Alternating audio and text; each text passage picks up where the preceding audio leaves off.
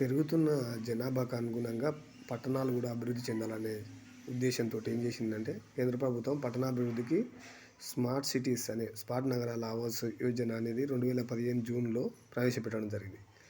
ఈ మిషన్ లక్ష్యం ఏంటంటే 100 స్మార్ట్ నగరాలను ఎంచుకున్నది అభివృద్ధి ఇండియాలో, భారతదేశంలో ఎంచుకున్నది.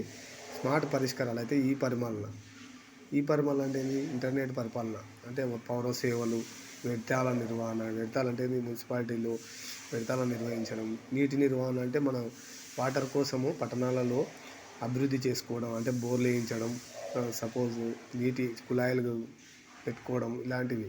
శక్తి నిర్వహణ అంటే మామూలు ఎనర్జీ అంటే మన వివిధ రకాల ఎనర్జీ ఉంటుంది.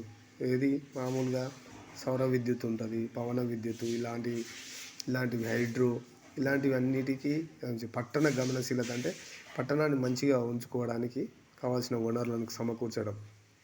స్మార్ట్ నగరాల మిషన్ వ్యూహం ఏంటంటే పునరుద్ధరణ. అంటే ఏవైతే బాగలేని నగరాలను మంచిగా చేసుకోవడమే పునరుద్ధరణ అంటారు. పునరభివృద్ధి అంటే మళ్ళీ నిర్మించుకోవడం, అంటే తక్కువ అభివృద్ధి చెందిన నగరాలను మళ్ళీ నిర్మించుకోవడాన్ని పునరభివృద్ధి అంటారు. గ్రీన్ఫీల్డ్ అభివృద్ధి అంటే గ్రీన్ఫీల్డ్ అంటే పర్యావరణ అభివృద్ధి, అంటే మన అభివృద్ధితో పాటు పర్యావరణాన్ని సమభాగాలుగా అభివృద్ధి చేసుకోవడం. అంతర నగరం అంటే నగరాన్ని మధ్యలో తెచ్చుకోవడం, అంటే నగరం చుట్టుముట్టు పరిసరాలను అభివృద్ధి చేస్తే ఏమవుతుంది, నగరం అనేది మధ్యలోకి వస్తుంది. ఉదాహరణకు మన హైదరాబాద్ నగరాన్ని తీసుకుంటే ఇప్పుడు ఏమైంది, సిటీ మొత్తం దగ్గరకు వచ్చేసింది. ఎందుకంటే చుట్టుముట్టు ప్రాంతాలు మనం దూరంగా ఉండడం వరకు అంతర్నగరం అయిందన్నట్టు. అట్లా స్మార్ట్ సిటీస్ డెవలప్మెంట్. ఏపీలో స్మార్ట్ సిటీస్ ఏంది? విశాఖపట్నం, కాకినాడ, తిరుపతి. తెలంగాణలో అయితే హైదరాబాదు, వరంగల్, కరీంనగర్. హృదయ్ అనేది వారసత్వ నగరాల అభివృద్ధి ఉద్దేశించిన పథకం. వారసత్వ నగరాలు అంటే ఏపీలో ఏముంటుంది? బౌద్ధం గురించి ఉంటుంది కాబట్టి అది పురాతన నగరం, అంటే వారసత్వ నగరం. టీజీలో వరంగల్ తెలుసు, కాకతీయులు ఏలిండ్రు. కాకతీయులు వారసత్వ సంపద అంతా అక్కడ ఉన్నది. చెరువులు కానీ, దేవాలయాలు ఉన్నాయి, 1000 స్తంభాల దేవాలయం కానీ, అలాంటివి మొత్తము. దాంట్ల కోసము ఈ వారసత్వ నగరాల అభివృద్ధిని చేసుకోవాలని ఏం చేసిండ్రు, కేంద్ర ప్రభుత్వం ఒక హృదయ్ అనే పథకంని తీసుకురావడం జరిగింది.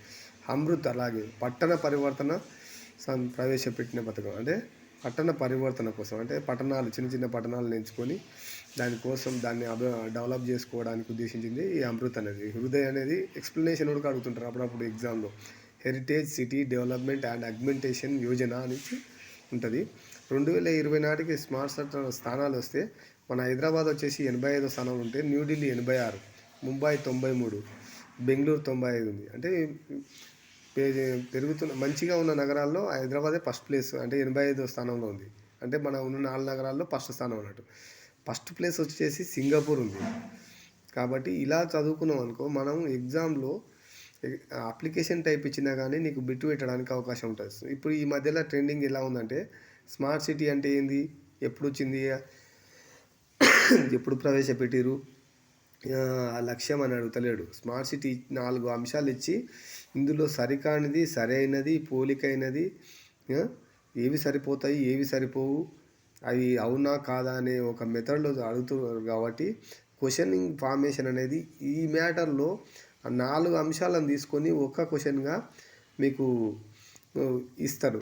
అలాంటప్పుడు ఏమవుతుంది, మనం దీని గురించిన పూర్తి అవగాహన ఉన్నదనుకో, మనం బిట్టు పోవడానికి అవకాశం ఉండదు. ఎగ్జామ్లో కూడా సక్సెస్ కావడానికి చాలా అవకాశం ఉంటుంది. కాబట్టి ఇలా చదువుకోండి. అలాగే నన్ను కూడా ఎంకరేజ్ చేయండి. సబ్స్క్రైబ్ చేసుకోండి. మీరు లైక్ చేయడం వల్ల ఇంకా ఎంతోమందికి నా వీడియోస్ రీచ్ అవుతాయి. అలాగే నా షార్ట్ వీడియోస్ ఉడుకున్నాయి, అవి కూడా లైక్ చేసి చాలా మటుకు మీరు సబ్స్క్రైబ్ చేయడం వల్ల పేద విద్యార్థుల కోసం, అలాగే కాంపిటేటివ్ స్పిరిట్లో ఎలా చదువుకోవాలో తెలియక చాలామంది వెనుకకి వెళ్తారు.